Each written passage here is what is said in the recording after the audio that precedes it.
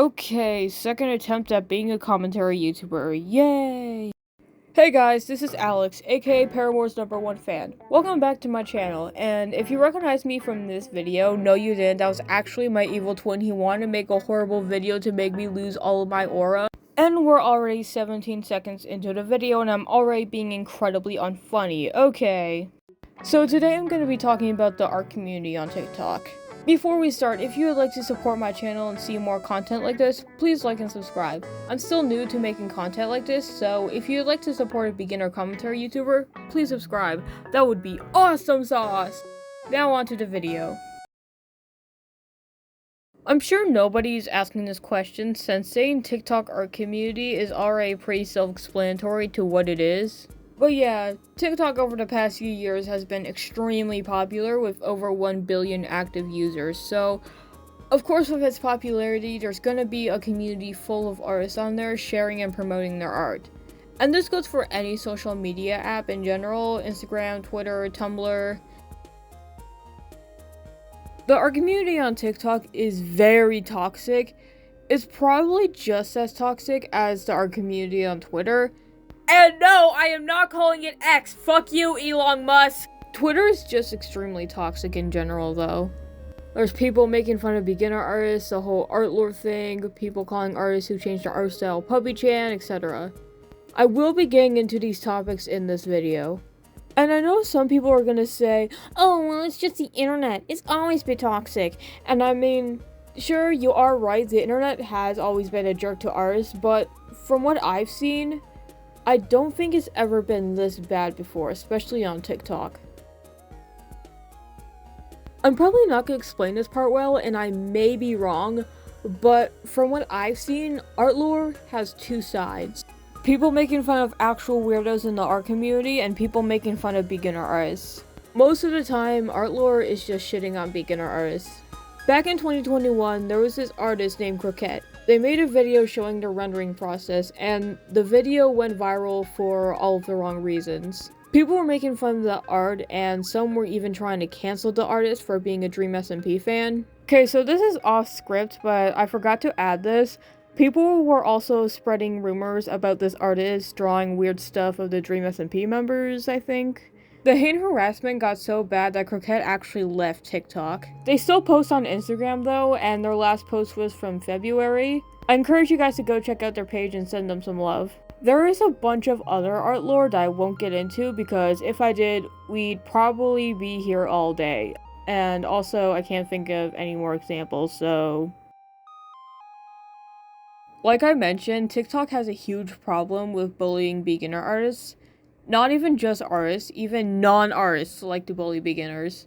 Like, you guys do realize that people don't come out of the womb knowing how to draw perfectly, right? I remember seeing this beginner artist who got doxxed for being a beginner. Like, you guys do realize how fucked it is to dox someone over this, or just doxing in general? Like, what the hell? Is it really that hard to just scroll if you don't like their art? There was also this person named Candy6465 who ran a social experiment account pretending to be a beginner artist. And these are some of the comments on the video. Oh, it's wonderful. Oh wow, that's so bad. Oh wow, it's so... What's the satire, right? Oh yeah? Mika gained a chromosome. That's so funny. Oh, it's, special? Sorry for the farting noises, by the way. My immature ass thought it would be a funny idea to add the farting noises over these. Like I mentioned, this account was a social experiment, but I'm still gonna use it as an example of people bullying beginner artists. There has been many beginners who have been bullied off this app. Like, come on guys, is it really that hard to be nice and supportive? Well, on TikTok, apparently it is. And to any beginner artists who are watching this video, please don't give up. Not everyone comes out of the womb knowing perfect anatomy and rendering. When I started art, it wasn't perfect, and honestly, I'm still learning even after 11 years of drawing and 6 years of trying to find my style. And there's still other forms of art that I'm very new to, such as music. And am I perfect at that? No. Because I'm still learning.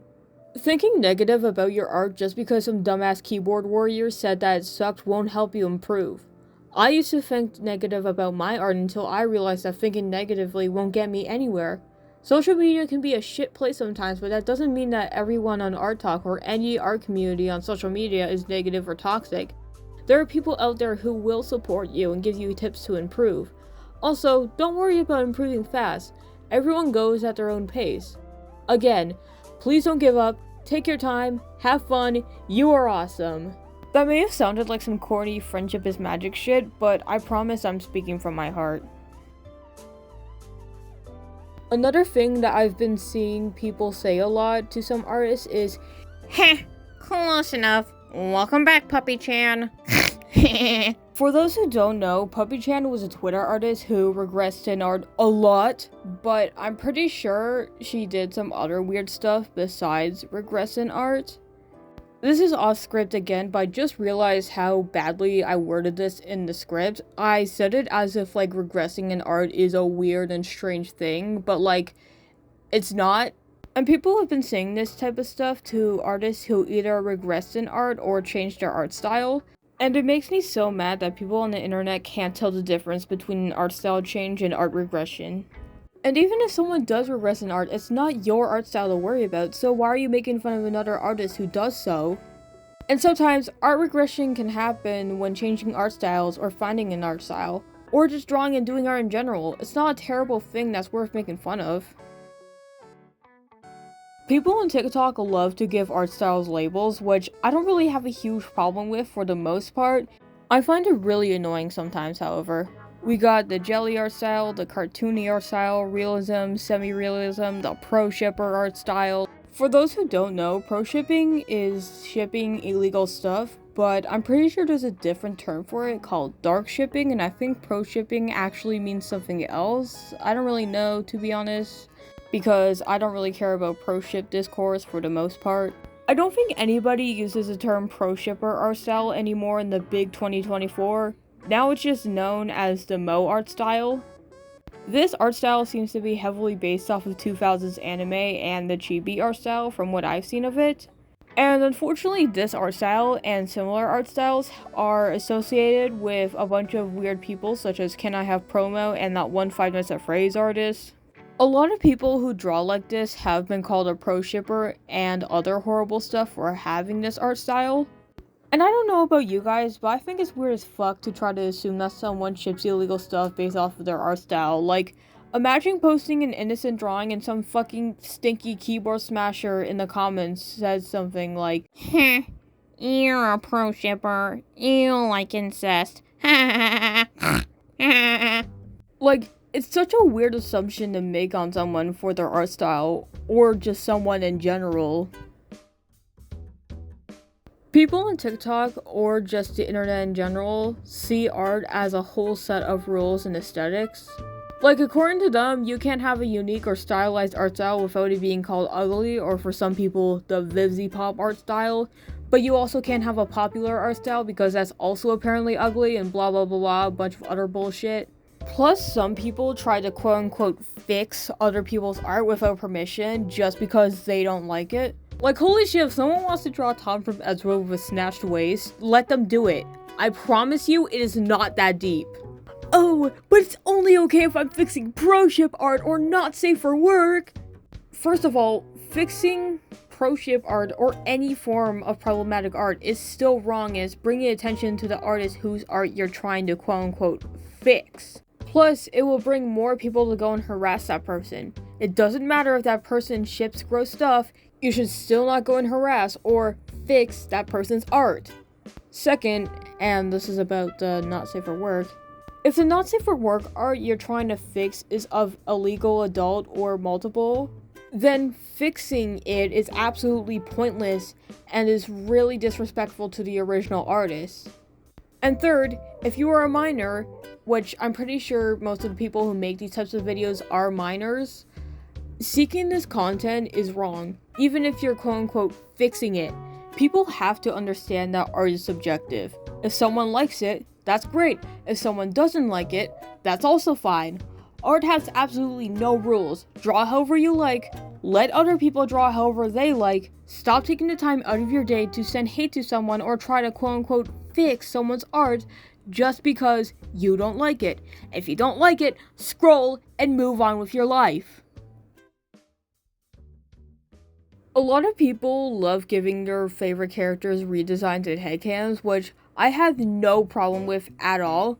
I also love redesigning and giving my favorite characters headcanons. As long as the headcanons aren't weird or illegal or shit like that, then it's totally fine. So why am I bringing headcanons up? I've seen a lot of people give the characters from My Little Pony redesigns and getting hate for it for being Forced diversity, or being too woke, or for ruining the show. everything has gone woke now! Even the damn horses are woke! No! Also, if you think that someone making diverse headcanons for My Little Pony characters is ruining the show, then maybe you should go outside and touch some grass. Also, the My Little Pony characters are horses! They don't have canon or implied races, body types, or sexualities. Actually, I was wrong about the sexualities thing. Some of the characters from My Little Pony are canonically gay, so, let people draw the characters however they like, for fuck's sake. This goes for any redesigns or headcanons of any non-human character. I've seen a lot of people say similar shit to Bluey human headcanons, though I haven't seen people be as toxic as they are with My Little Pony headcanons. But Bluey doesn't look like this. Pinkie Pie isn't black. Well, guess what, buddy? Bluey isn't real, and neither is Pinkie Pie, so shut the fuck up! There's no need to make a whole new art lore about this, goddamn!